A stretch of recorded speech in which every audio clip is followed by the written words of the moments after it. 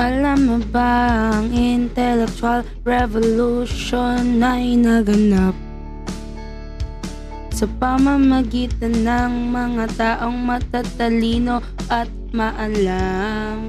Silang mga philosophers, pati mga scientists na may kaalaman, hindi lang sa biology at chemistry, pati na rin sa planetary.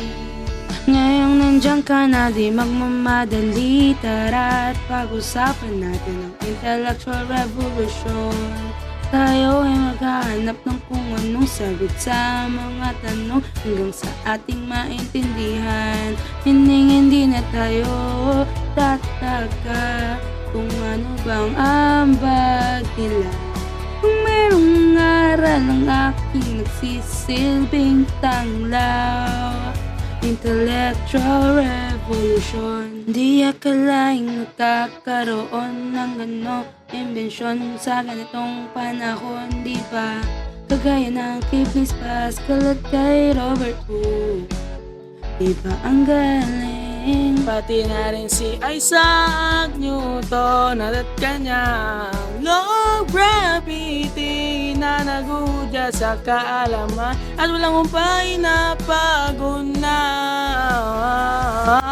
Ngayon nandyan ka na, di magmamadali, tara't pag-usapan natin ang intellectual revolution. Tayo ay magkahanap ng kung anong sagot sa mga tanong hanggang sa ating maintindihan. Hindi na tayo magtataka kung ano bang ambag nila. Kung meron ng aral ang aking nagsisilbing tanglaw, intellectual revolution.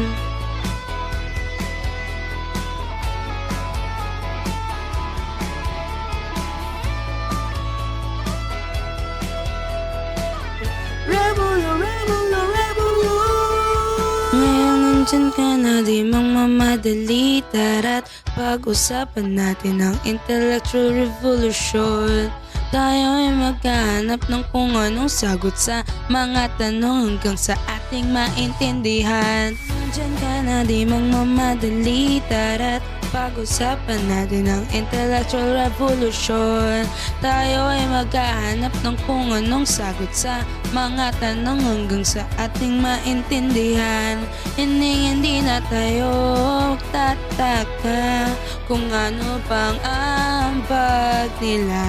Kung meron ng aral ang aking nagsisilbing tanglaw, intellectual revolution.